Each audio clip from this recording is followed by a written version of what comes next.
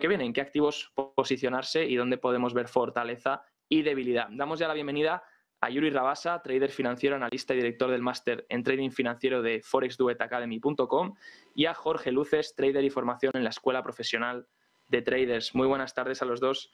Gracias por estar aquí una noche más con nosotros. Hola Javier, Jorge, ¿qué tal? Hola, ¿qué tal? Encantado de estar con vosotros.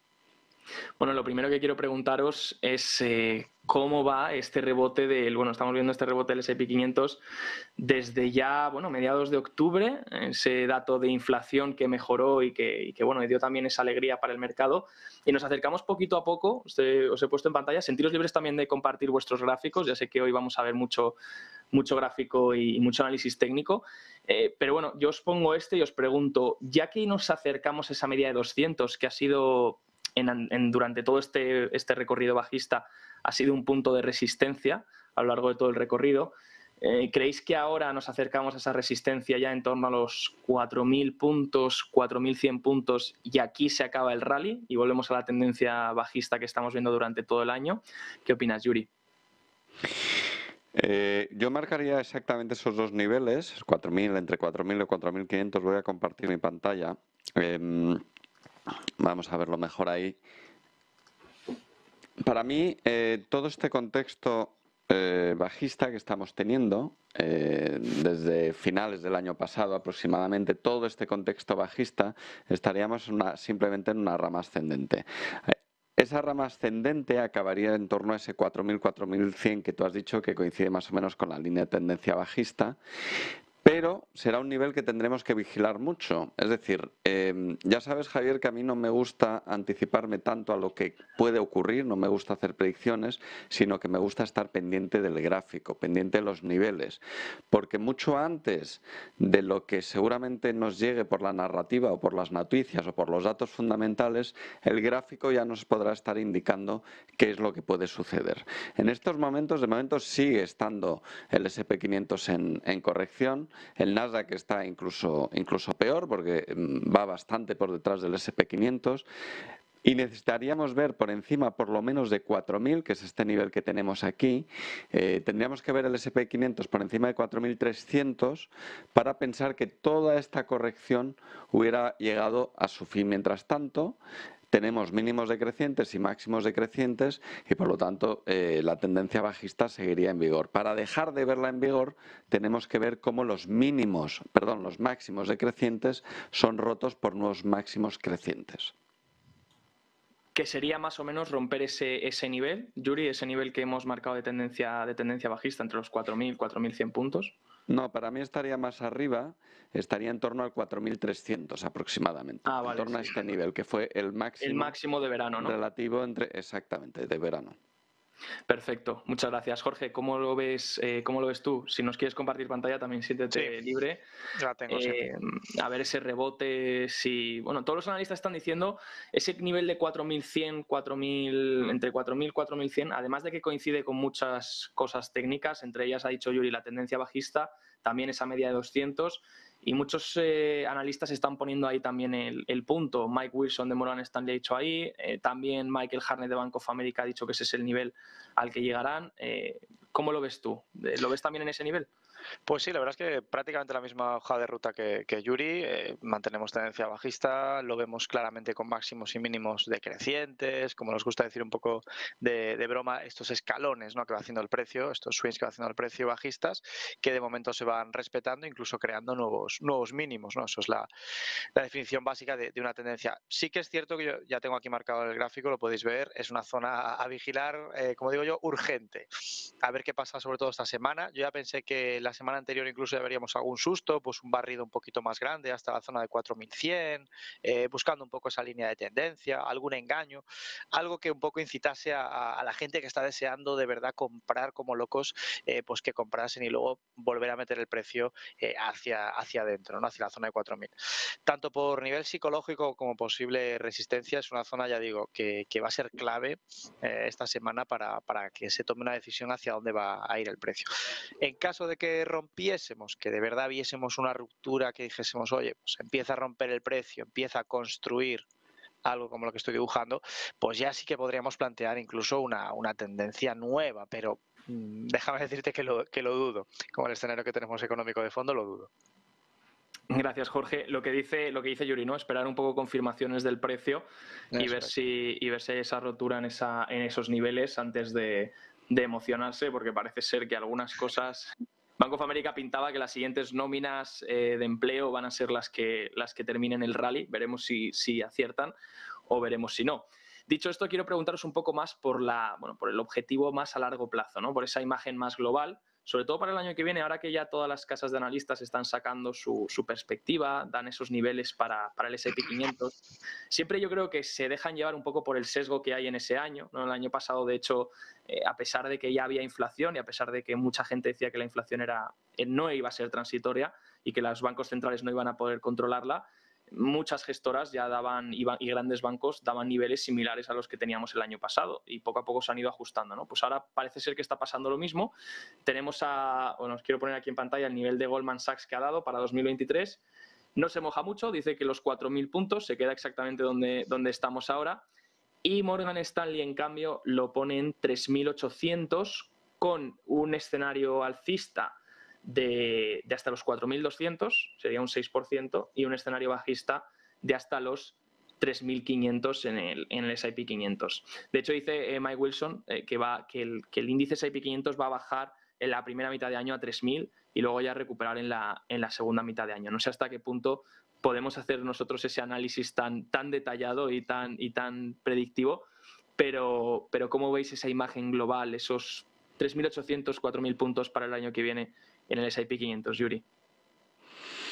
Bueno, todo es posible. Ahora mismo, tal como tiene el escenario que estamos viendo en el gráfico, absolutamente todo es posible. Es decir, puede continuar las caídas, podemos encontrarnos con que efectivamente alcanza este nivel y continúa la tendencia bajista y rompe mínimos y nos lo encontramos por debajo de 3.600, pero es que nos podemos encontrar con que efectivamente rompe esta zona de resistencia, va realizando unos máximos y al iniciar unos máximos inicia una nueva tendencia alcista y el final de toda la corrección, ¿no? Yo creo que va a ser clave lo que pase estas semanas, ¿no? Da la impresión de que poco a poco el mercado va descontando, pero esto es una impresión subjetiva mía, no extraída del gráfico, da la impresión de que el mercado va descontando cada vez más toda esta situación de subida de tipos, las distintas causas de inflación tanto en la zona euro como en Estados Unidos, y que eso está llevando a tomar posiciones. No nos olvidemos que el mercado, igual cuando inician las caídas, esas caídas se producen mucho antes de que nos llegue información negativa de la economía. Lo mismo va a ocurrir al revés, es decir, empezaremos a ver subidas mucho antes de que nos llegue información positiva de la economía. Incluso lo más probable es que siga cayendo la economía y nos podamos encontrar un entorno de recesión y las bolsas comiencen a subir, ¿no? Nadie quiere comprar cuando algo está caro ni vender cuando está barato, ¿no? Se toman posiciones mucho antes. Gracias, Yuri. Jorge, ¿tú cómo lo ves para escenario 2023? ¿Qué estáis viendo ahí desde la Escuela Profesional de Traders? Un poco vuestra opinión sobre el año que viene. Bueno, pues como te decía antes, de momento panorama bastante negativo.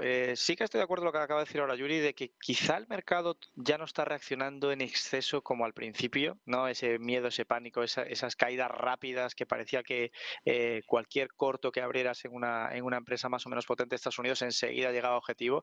Sí que es cierto que ahora eso parece que se está relajando. De hecho, si vemos un poco el VIX, por ejemplo, por ver la volatilidad, vemos que acabamos de salir en septiembre de zona de posible pánico. Ahora se está relajando un poquito, veremos cuando llegue a la zona de 20, que suele ser un poquito ya más tranquila, y yo creo que sería una manera de alinearnos un poco con el S&P y ver si realmente podemos conseguir este rebote o no. Resumiendo también, como te decía antes, con el panorama económico que tenemos y con el gráfico que mostrabas un poquito antes de empezar el programa, de las futuras subidas de tipos, la planificación que tienen, ¿no? para subidas de tipos, no augura nada bueno. No auguro nada bueno, claro. ¿En qué sentido lo dices, Jorge? En que yo creo que va todavía a seguir empujando un poquito más ese mercado. Vale. Sí. Perfecto. Pues nada, os quería preguntar también sobre el dólar, a ver si podemos mirarlo también, porque bueno, he visto antes que las posiciones bajistas para el dólar son las más altas, los contratos, la mayoría de contratos son más altos que la última fecha de julio de 2021, ¿no? Entonces parece ser que el mercado está, o los gestores en este caso de activos, los asset managers están apostando contra el final de ciclo de subidas de la Fed y un poco esa caída del dólar contra el resto de divisas. Entonces quiero preguntar cómo estáis viendo ese índice dólar como fortaleza, si realmente va a ser una posición que siga cubriendo las carteras, porque lo ha hecho muy bien el dólar este año, ha sido un poco el único activo que ha respondido muy bien. ¿Creéis que ya se acaba esta fortaleza del índice dólar? ¿Cómo lo ves, Yuri? De momento, lo que sí se ha acabado, por lo menos desde el punto de vista técnico, de análisis técnico, es toda esta tendencia alcista. Estamos viéndolo ahora mismo en diario. Hemos tenido un nuevo intento de ataque a máximos que falló y rotura de líneas de confirmación y línea de tendencia con un rally, con una potente caída, ¿no? Esto técnicamente es un agotamiento de la tendencia. No quiere decir ni mucho menos que vayamos ahora a tener una tendencia en dirección contraria. Lo que quiere decir es que está corrigiendo toda esta tendencia, la podemos dar por finalizada, pero podría quedarse lateral o podría quedarse o podría iniciar una tendencia bajista más potente. Para ver una tendencia bajista más potente tendríamos que ver nuevos ataques a mínimos y mínimos máximos decrecientes y mínimos decrecientes, ¿no? Por el momento, para mí, todo este impulso alcista por el momento ha finalizado y no se reanudaría hasta que no volviera a atacar estos niveles en torno a 113. Sí, eso parece que ya toda la tendencia... ¿Por qué esa subida desde cuándo es? Que no puedo ver bien el gráfico, Yuri.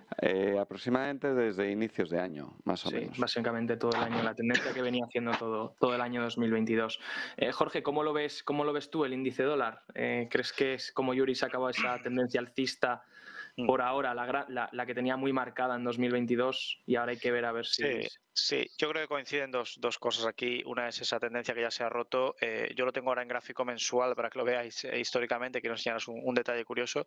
Está muy tensionado. Vale, vemos una subida gigantesca de casi el 30%. Y si nos volvemos a un poco a histórico, ¿no? Para ver un poco la parte histórica, fijaros que tanto en 2008 no llegó a ser tan pronunciado la subida, ni siquiera en 2014, ¿no? Resumiendo un poco así subidas anteriores. Entonces, técnicamente está muy tensionado, ya sabemos lo que significa eso en un valor, tarde o temprano tiene que corregir un poquito, y si además le sumamos que efectivamente en gráficos ya diarios y semanales esa tendencia ya está rota, yo creo que se espera correcciones, sí.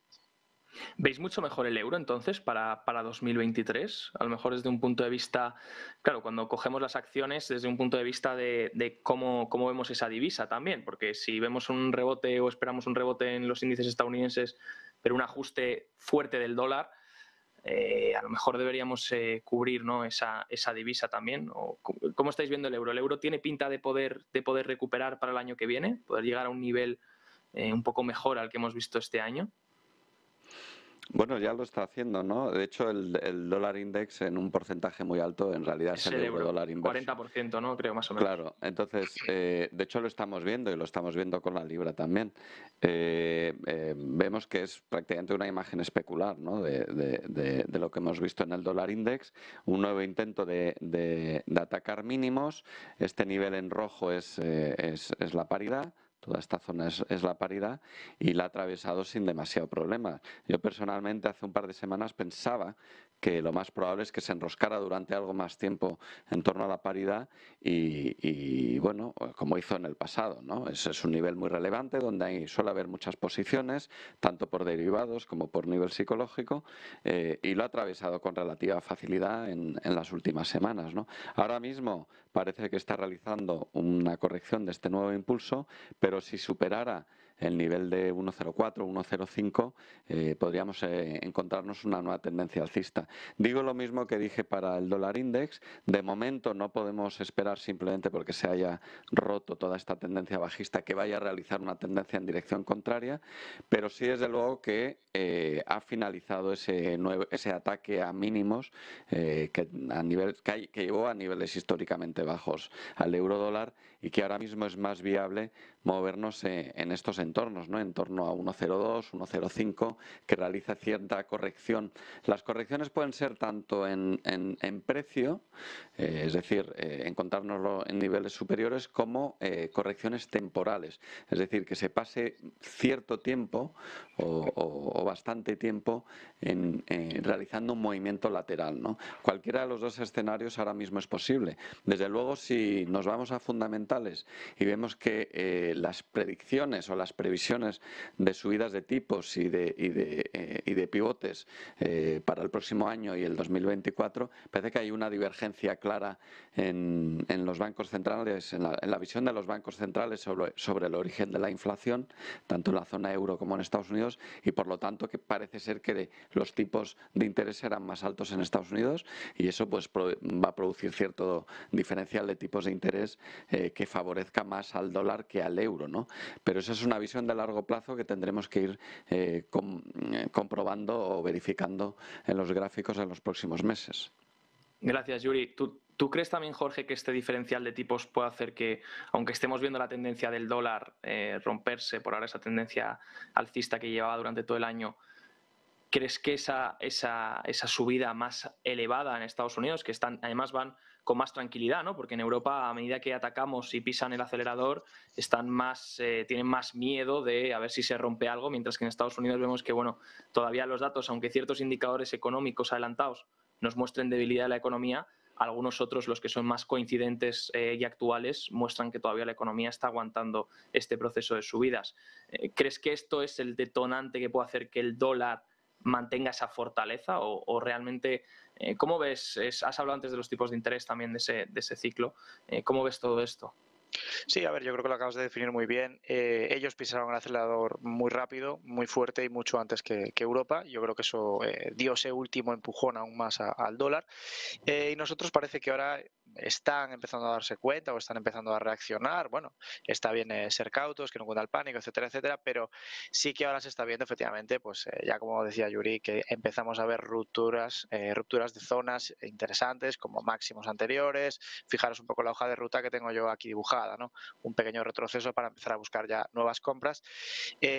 Personalmente yo también esperaba una acumulación durante más tiempo en la paridad, un poco lo que decíamos antes, ¿no? Ese juego del precio, ese engaño, tratar de encontrar nuevos compradores barriendo de vez en cuando las partes bajas, pero la verdad es que este impulso que tuvimos aquí en la semana del 7 de noviembre puede estar ya comenzando, porque fue el que provocó esta ruptura de máximos, puede ser que el comienzo ya de un nuevo impulso alcista, y desde luego si rompemos ya toda esta directriz que venimos trayendo desde 2021, sería una noticia fantástica para el año que viene de cara a comprar euro.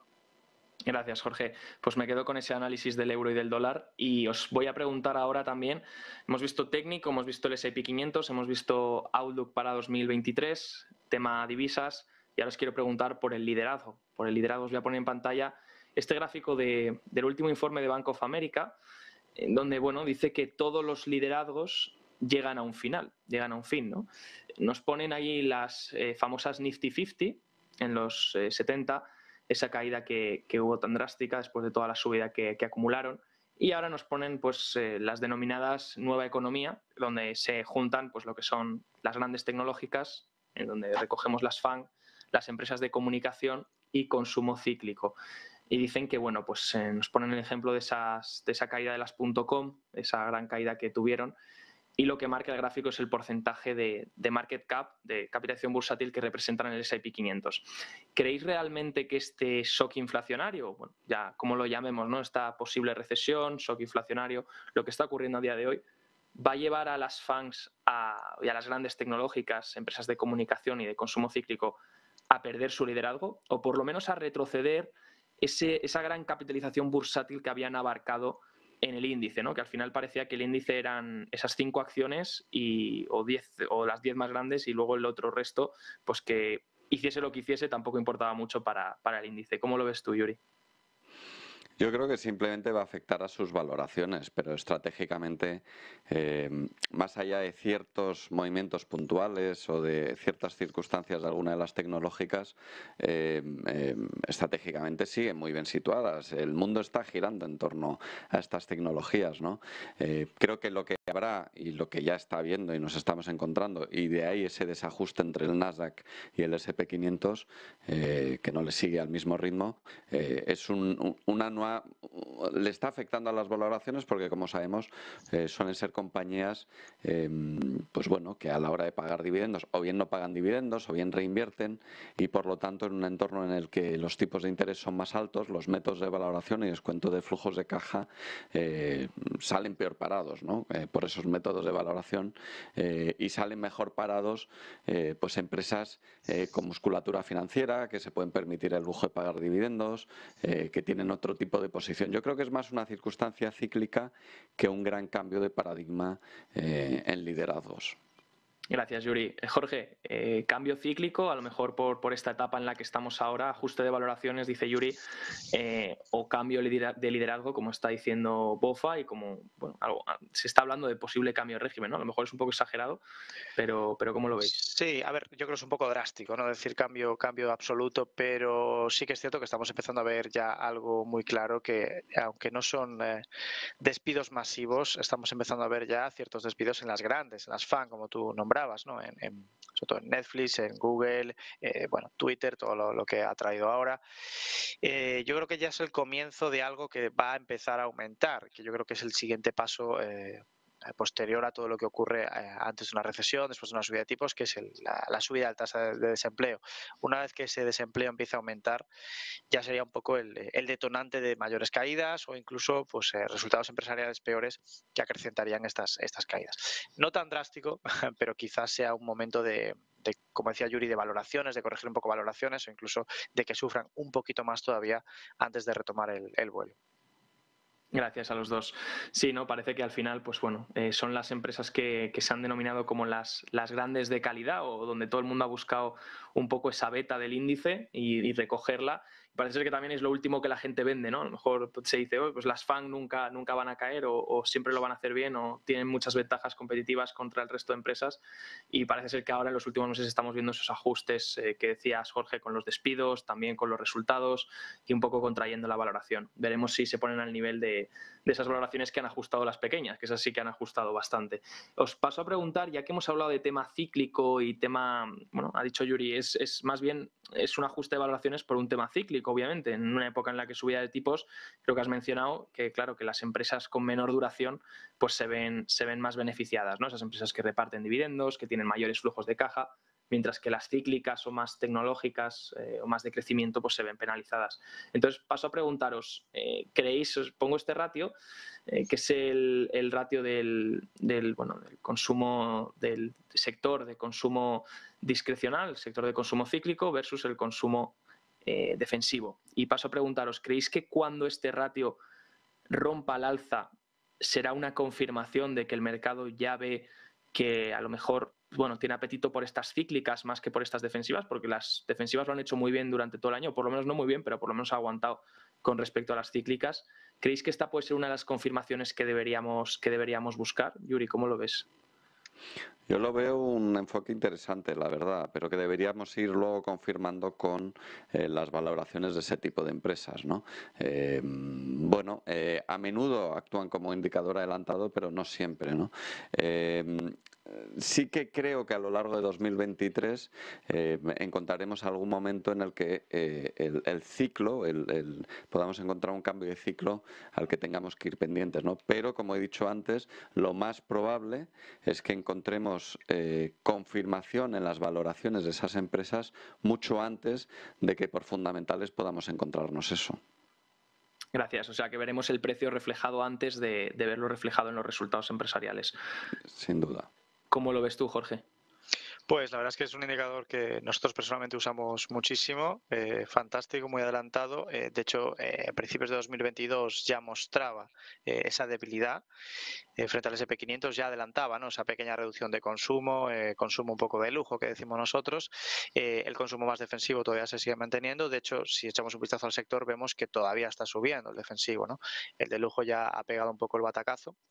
Y sí que me gusta un poco lo que está creando este gráfico, porque parece un poco hasta hasta lateralizado, ¿no? Esa última parte está a punto un poco de crear una ruptura. Realmente los que somos analistas técnicos, todo lo que se pueda graficar podemos analizarlo desde cierto punto de vista. Entonces sí que es cierto que ese incremento de consumo ya sería desde luego una gran mejora para una recuperación del mercado. Gracias, Jorge. Aprovecho a haceros una pregunta, si podríamos analizar el crudo o cómo estáis viendo el crudo, porque bueno, se está hablando, hoy ha habido noticia de la OPEC, luego Arabia Saudí lo ha desmentido. El crudo creo que está perdiendo los mínimos o cerca de perder los mínimos que hizo en septiembre. ¿Cómo lo veis? ¿Lo veis con tendencia a la baja, que tiene pinta de que va a seguir a la baja durante inicios del siguiente año? ¿O cómo estáis viéndolo a nivel técnico? Yuri. Técnicamente, de momento, estoy compartiendo ya el gráfico, si queréis pincharlo. Técnicamente, de momento, está rechazando ese nivel. Sí que ha realizado un ataque, pero de momento me voy a acercar un poco más, porque si no, no se verá bien. Vemos esa vela de rechazo al nivel, ¿no? Ciertamente, ese nivel es uno de los niveles a vigilar, porque realizó todo este movimiento bajista.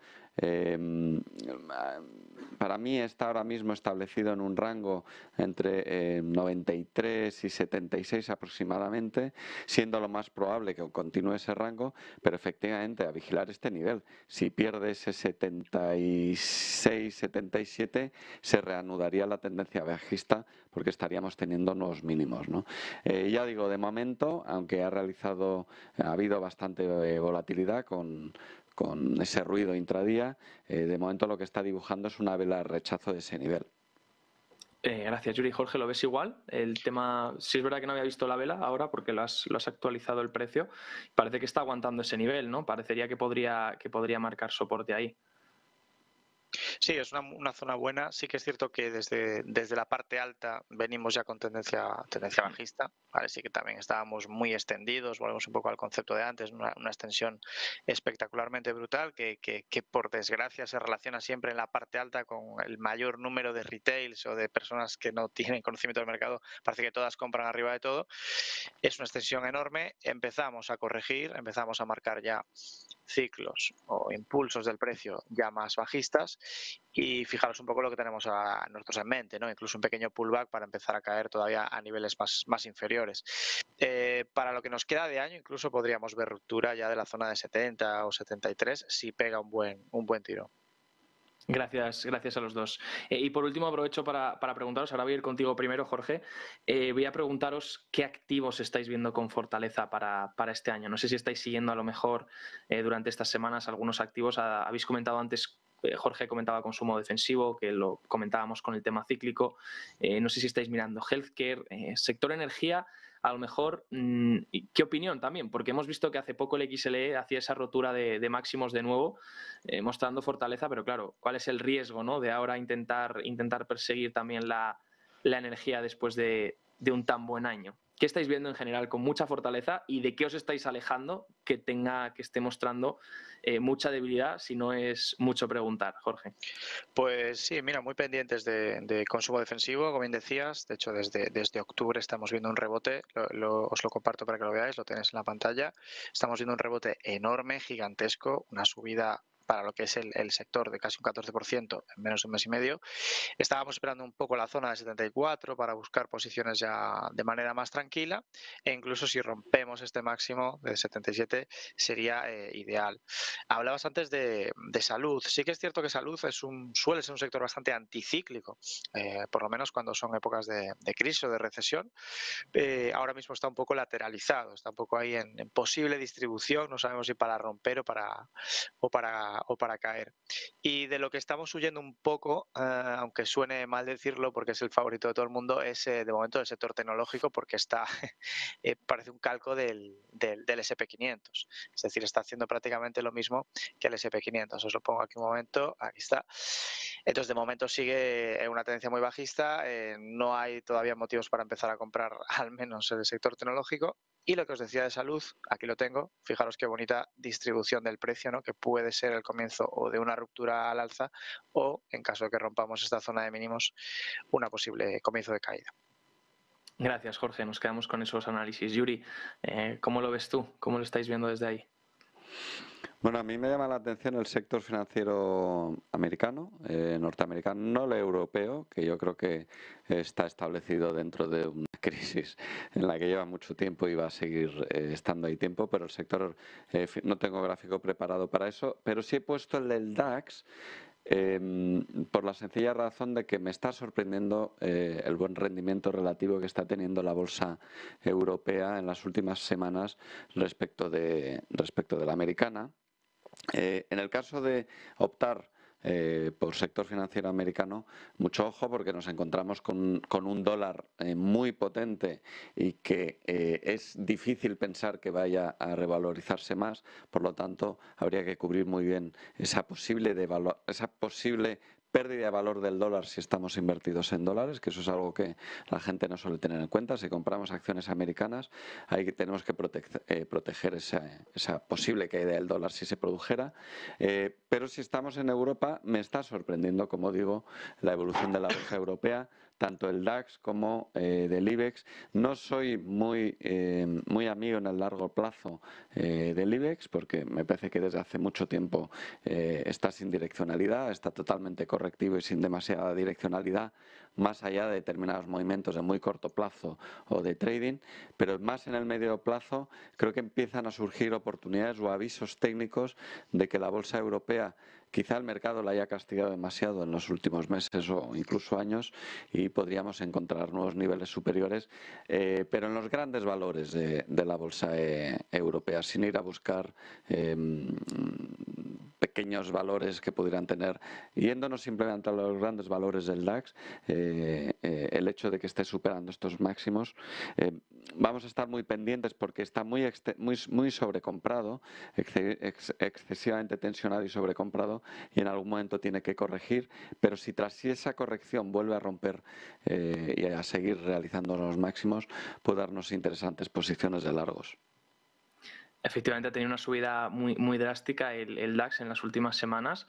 Muy similar también, os hago la última pregunta ya y os dejo ya de molestar, pero muy similar a lo que ha hecho también el índice chino, ¿no? El Hang Seng, que de hecho os iba a preguntar si teníais una opinión al respecto sobre China. Se está hablando de esa reapertura, no hay todavía indicios de que vaya a ser así, que vayan a controlar el tema del COVID y de los contagios. Y hemos visto un rebote muy grande de Hang Seng en estas últimas semanas, que ahora un poco está digiriéndose. Estos últimos días está digiriendo a la baja. ¿Cómo lo veis? ¿Creéis que es un rebote dentro de una tendencia bajista similar al que hemos comentado del S&P 500? ¿Creéis que puede que a lo mejor en China ya empiece a recuperar antes? ¿Cómo lo estáis viendo ahí, Jorge?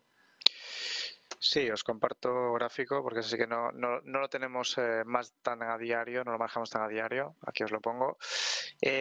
Básicamente sigue todavía muy correctivo, fijaros, ¿no? O sea, rompiendo mínimos, zonas de mínimos de manera constante. No hay nada todavía que pensar de que esto pueda aún darse la vuelta. Sí que es cierto que se está acercando a una zona muy interesante de soporte, que es la zona de los 10.000, 10.500, y quizá por ahí podría empezar a construir. Nosotros personalmente no invertimos nada tan para allá, por decirlo así, ¿vale? Ya tan lejos en ese tipo de mercados, pero bueno, es interesante, bueno, vigilarlo de vez en cuando. Gracias, Jorge. Yuri, ¿tú lo estás mirando? ¿Tienes alguna opinión al respecto? ¿Cómo estás viendo ese rebote que viene haciendo en los últimos días? ¿Simplemente un rebote dentro de una tendencia bajista o cómo lo ves? Totalmente, un rebote además de grado menor sigue muy bajista.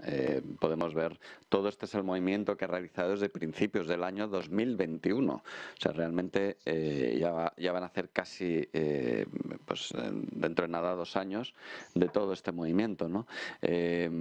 Todo ese rebote que tú dices, voy a acercar un poco. Me he alejado para ver el contexto mucho mejor, pero todo ese rebote no es más que esta rama alcista que vemos aquí, y cuando un gráfico está con este aspecto, lo más probable es que vaya a visitar mínimos y puede que incluso superarlos, ¿no? De momento sigue muy bajista. Mucho tiene que cambiar la acción del precio de este gráfico para que podamos pensar que está llegando a un suelo. Perfecto, pues hoy agradezco vuestro análisis, agradezco vuestro tiempo y ha sido un placer teneros un día más aquí en el cierre de Wall Street para Negocios TV y nos vemos en la siguiente, ¿vale? Que tengáis una muy buena noche. Igualmente, Javier, ha sido un placer. Hasta luego. Hasta luego. Nos despedimos de Yuri Rabasa, trader financiero, analista y director del máster en trading financiero de Forex Duet Academy, y también de Jorge Luces, trader y formador en la Escuela Profesional de Traders. Y nosotros nos vamos un segundo a publicidad y ahora volvemos para continuar con el programa.